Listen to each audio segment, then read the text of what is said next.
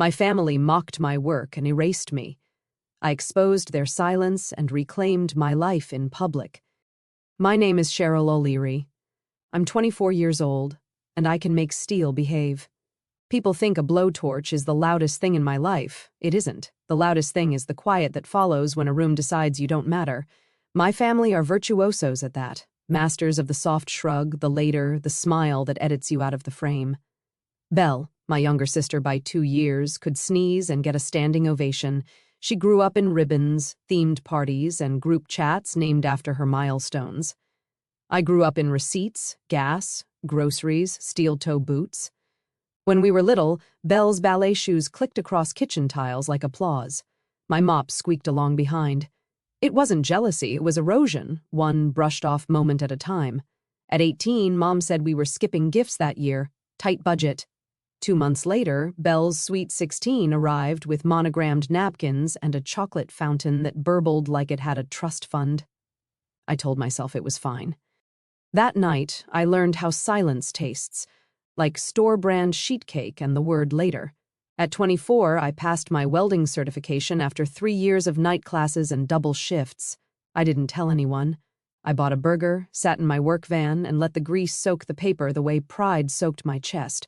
Warm, private, unshared. Ratchet, my mutt with a crooked ear, wagged like I'd won the lottery. He's the only one who's ever thrown me a parade. Belle's college graduation came, and with it, a backyard pageant, matching shirts, mason jar centerpieces, a cake taller than my fridge. I watched it unfold on Instagram, thumbnails of a party I wasn't invited to attend but was expected to applaud. In the family group chat, the Olaris's Red Heart edition, Mom texted, "We'll celebrate you later, Sherry." So proud. The emoji did the heavy lifting. I went to work instead.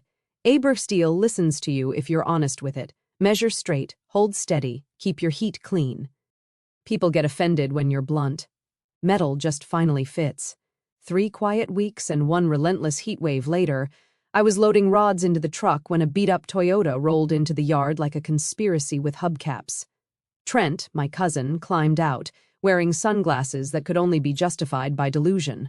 "Don't say you're here to record an episode," I muttered. "Trent's podcast is a crime against bandwidth." He held both hands up. "Not that, actually. It's about you." "Brush," I waited, the sun pressed down. Ratchet thumped his tail in the trailer's shade like a metronome for bad news. "So," Trent said, face brightening, "this guy I know, Nate, he's on the board for the community college. They're launching a Build the Future trades campaign. Real grads, real work." I showed them your reel fixing that burst pipe in the rain. Authentic was the word. "They want to meet you." I wiped sweat with my sleeve and stared at the ground until it steadied. "And the catch?" "Is it exposure and a coupon for half-price pizza?" Sir, there's a stipend," Trent said. $2,000. Ads, posters, maybe a billboard. Brogri. My laugh came out like a cough. 2,000 to tell the truth? That felt illegal. I glanced at my boots. The leather had a constellation of burn freckles, each one a night I could point to. Me on a billboard? My family could barely fit my name in a caption. Trent's voice softened. "They think you're the story people need to see. Not some guy in a suit holding blueprints, but the person who actually does it." I didn't say yes. I said, "Fine, I'll hear them out. But if this turns into a scheme to sell gold-plated toolboxes to grandmas, I'm welding your car doors shut. Deal." He grinned, already hashtagging me in his head. "Ibra." After he left, I ate lunch on the tailgate, phone buzzing in my pocket. A text from Liam lit the screen. "Break in your shift? Hydrate. I can bring iced tea later." Liam has the steady kind of kindness that sneaks up on you. He doesn't clap loudly. He shows up early. He never made me feel like trade work was plan B. Not like his ex, Sabrina, who once asked me with a sugar knife smile if welding was until I figured out my real path. I only met her twice. Both times, she wore perfume that smelled like someone trying to be forgiven. Brewa, I typed back. Hot, loud, good, something weird. Trent brought an opportunity. He replied before the dots could breathe. "Proud of you already. Call me after." 2 days later, the college felt like a different universe.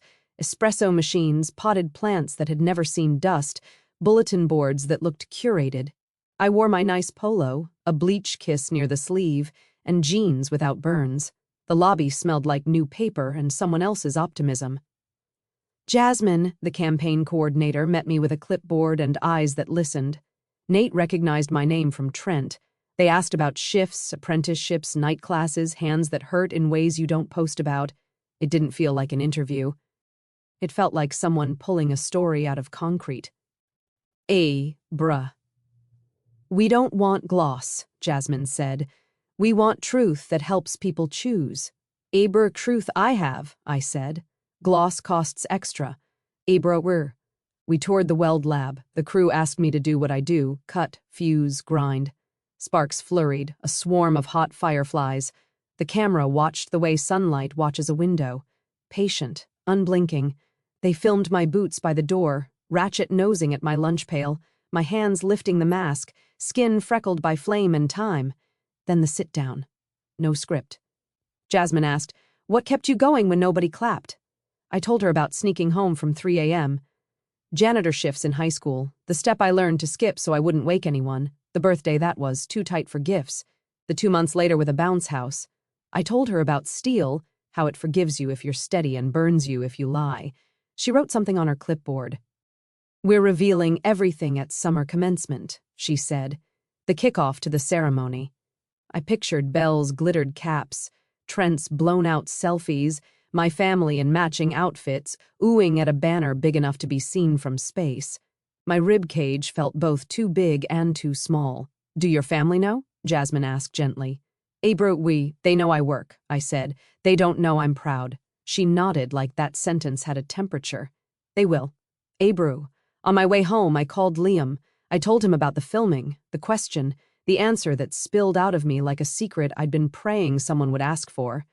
He didn't fill the silence with advice. He just said, "Want me front row?" And I heard myself say, "Maybe stay back a bit. I want it to hit them before anyone explains me."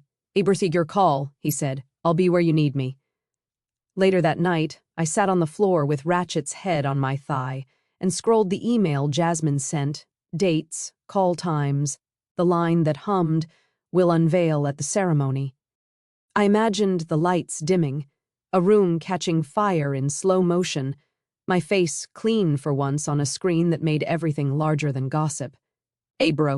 My phone buzzed. Family group chat, excited for Trent's big day tomorrow. Everyone remembered to wear blue. Blue, the color my mom wore when she hugged Belle at her party, the color of the ribbon that tied around the box of more later. I typed, "See you there," then deleted it. I didn't want to warn them. I wanted them to look up and finally see me without anyone narrating who I was. When the first morning of filming came, I almost backed out. My hands shook, not with fear of the torch, but of the part where I had to speak. Jasmine called it authenticity when she spotted the grease under my nails. I called it my life. They mic'd me by the steel racks. The cameraman nodded. Jasmine held up her clipboard. Rolling. I lifted my mask, exhaled, chose steadiness. "I just wanted to be useful," I said, even if nobody clapped.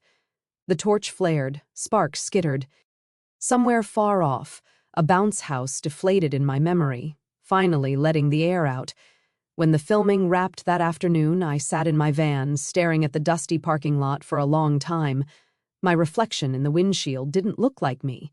It looked like someone halfway between forgotten daughter and woman finally becoming visible. Ratchet yawned beside me, unconcerned, his tail thumping against the seat. Maybe he already knew what I didn't yet, that something big was shifting, even if my family still thought I was background noise. 2 days later, an email pinged from Jasmine. "Congratulations, Cheryl. We've confirmed the campaign schedule. Build the Future will debut at the summer commencement ceremony on June 23rd. Below it, a bold line, your story opens the event." I reread that line at least 5 times. Opens, not ends, not tucked in the slideshow behind smiling graduates. Opens. That night, Liam dropped by with dinner. Take-out tie and his trademark quiet warmth. "You're in your head again," he said, setting down the bags. I gestured at the screen. "They're starting with me, like my face on a 40-foot screen kind of starting."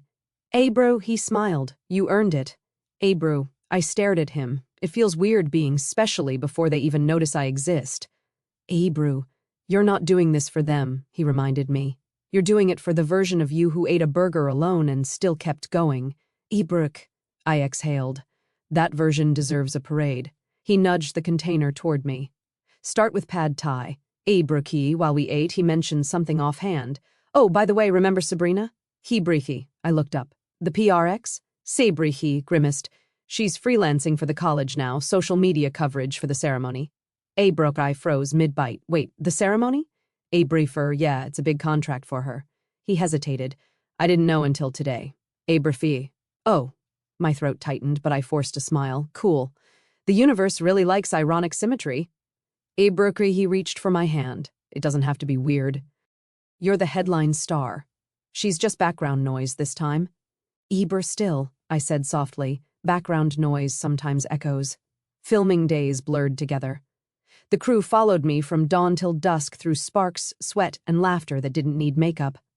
They caught me welding custom stair rails, Ratchet snoozing under the table, me sketching blueprints at midnight with burnt coffee as fuel.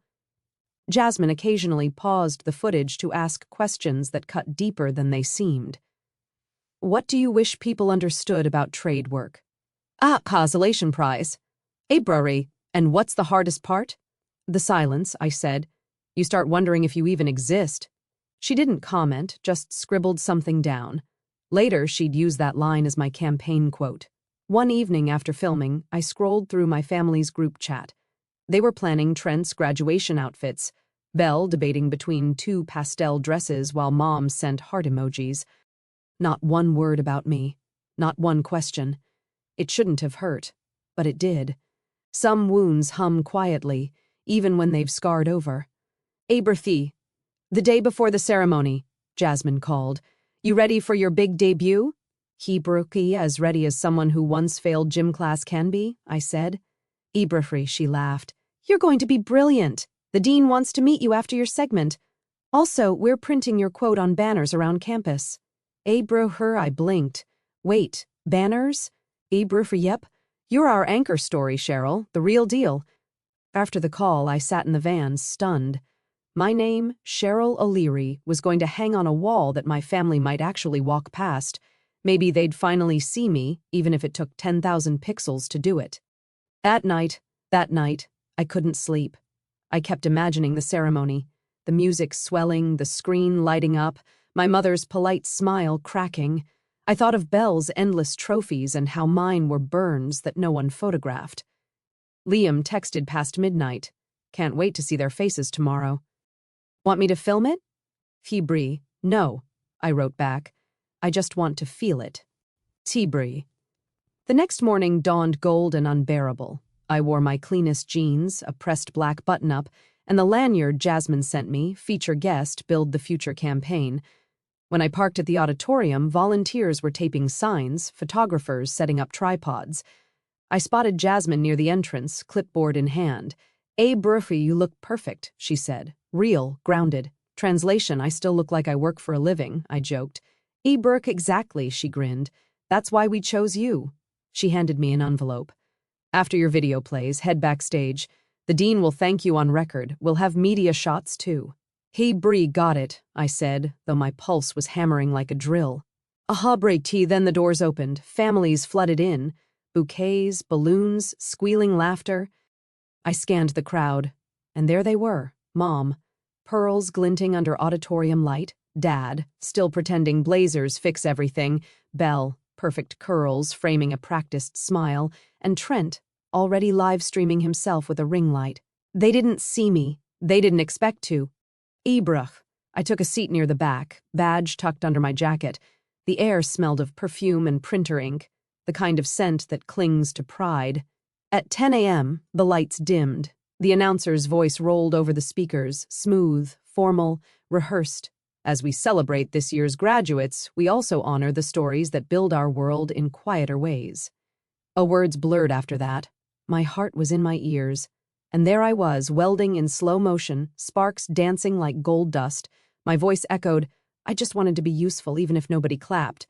Abru, the crowd stilled, the music swelled, then applause, real applause. The announcer smiled into the mic.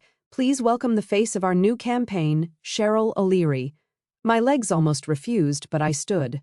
Front row heads turned. Belle froze mid-clap. Dad frowned, whispering something to Mom. Her lips parted like she'd seen a ghost. Trent's phone dropped slightly, his live stream still running. Applause surrounded me, a sound I'd chased my entire life but never expected to catch. For the first time, I wasn't invisible. The moment I stood, the applause rolled like a wave through the auditorium. Polite at first, then real. Hands clapped, people whistled, some students even stood, and right there in the sea of faces, my family looked small. Mom's smile was frozen somewhere between pride and panic.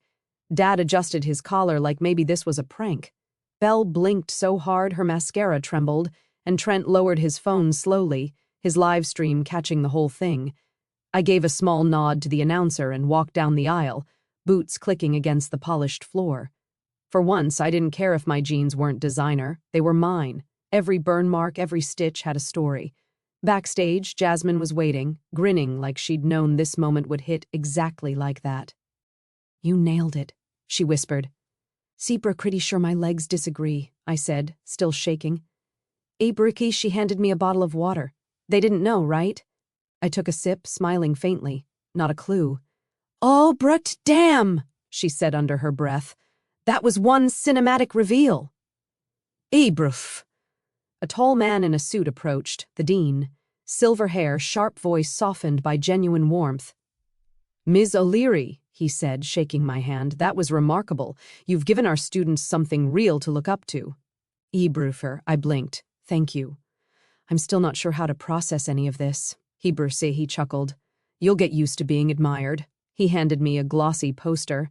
The official campaign design, my photo, sparks flying, with the quote beneath, "I just wanted to be useful, even if nobody clapped." Cheryl O'Leary. The words didn't even feel like mine anymore. They belonged to every invisible worker who kept things running while the world cheered for someone else. After the short interview backstage, I slipped into the lobby. The ceremony continued. Graduates crossing the stage, names echoing, but I needed air. The hallway buzzed with parents, friends, vendors, and then I froze. Standing near the exit, iced latte in hand, was Belle. She was staring at my poster, the one with my face on it, tacked proudly to the display board.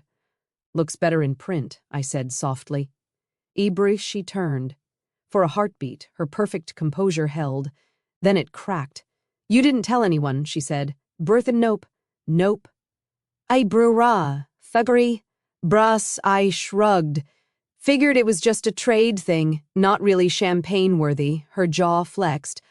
"I didn't know you were doing stuff like this." Bru, 'cause you didn't ask," I said. The words came out calmer than I felt. Ebertha, she blinked, and for the first time in years, Belle looked uncertain. I always thought you were fine, that you liked keeping to yourself."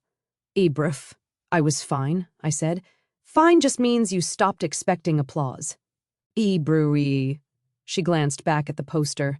Mom looked like she saw a ghost. "I'm surprised she didn't call Photoshop," I muttered.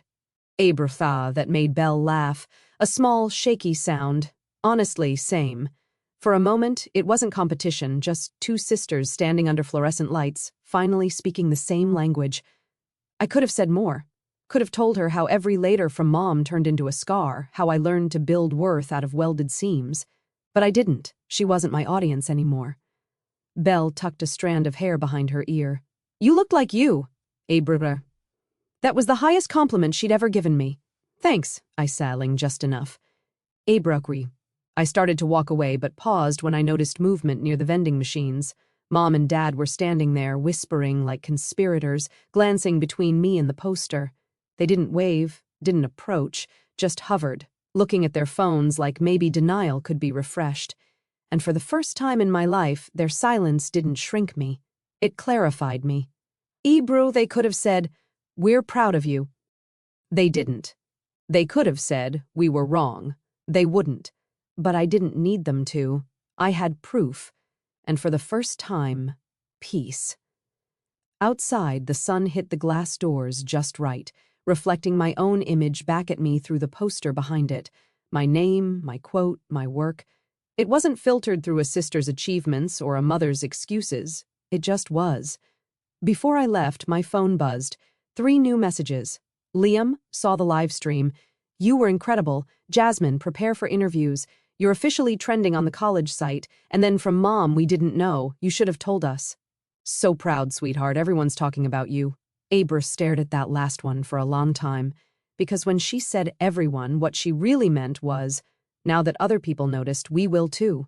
I pocketed the phone and walked toward the parking lot, Ratchet waiting in the passenger seat, tail thumping. You won't believe what just happened, buddy, I said. He barked once, like he did believe it.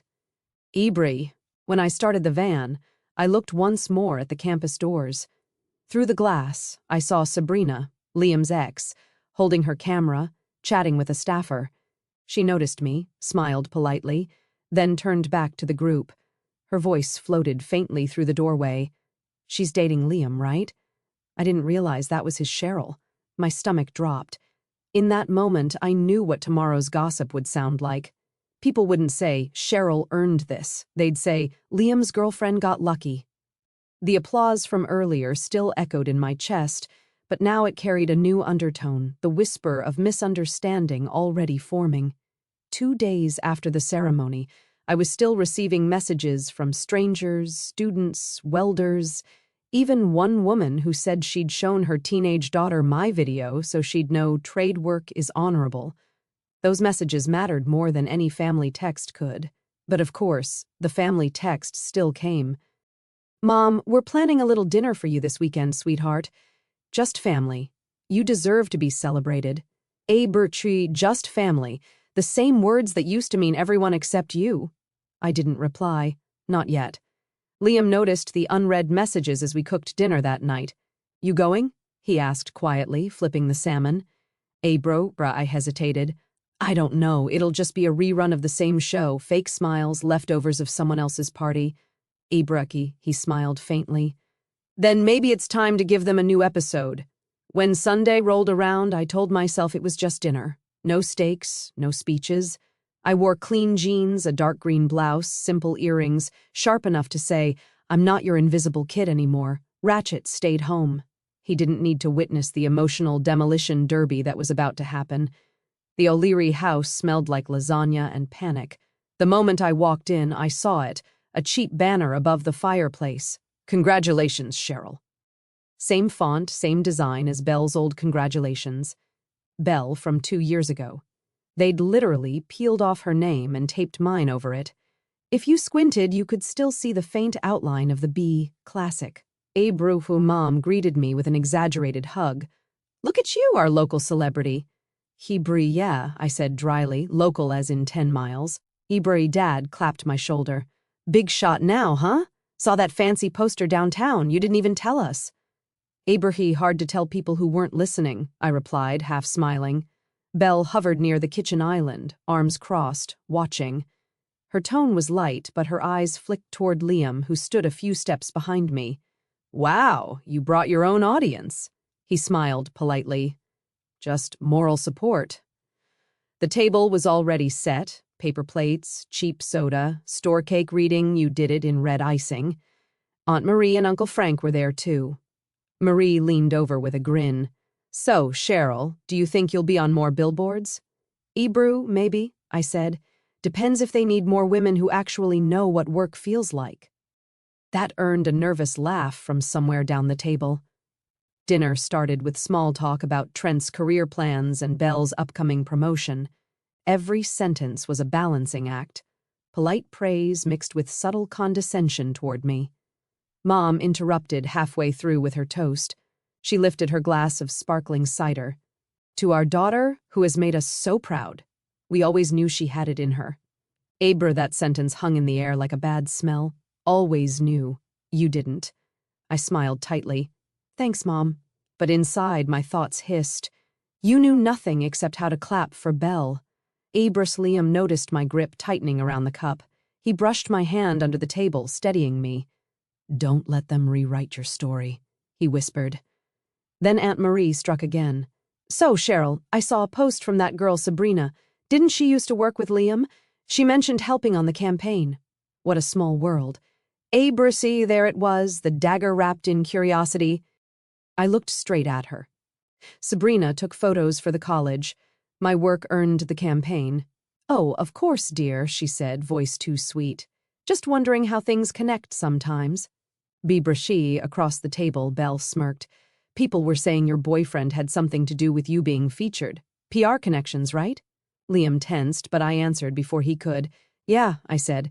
He connected me to coffee and moral support, that's all. Dad cleared his throat, clearly sensing tension but misunderstanding the cause. All that matters is it reflects well on the family name. Hey, Broly. I tilted my head. Funny. Didn't know it was a group project. Abra silence. Even the lasagna stopped steaming. Mom attempted to smooth it over. Honey, we're just saying we're proud of you. That's all we ever wanted. Broke. I let out a quiet breath. You wanted someone to brag about, not someone to believe in. That landed like a hammer on tile. I stood slowly. I appreciate the dinner and the recycled banner. I glanced at the faint B still showing under my name. But I've got work early tomorrow. Real work. The kind that doesn't wait for applause. Abrove. I picked up my bag, nodded once to Liam, and turned to go. Mom's voice followed, sharp and desperate. Cheryl, don't be dramatic. Broe. I stopped at the doorway. This isn't dramatic, I said calmly. It's quiet, and for the first time, it's mine. As I walked out, I heard Dad mutter, kids these days and their feelings. Liam caught up beside me in the driveway, shaking his head.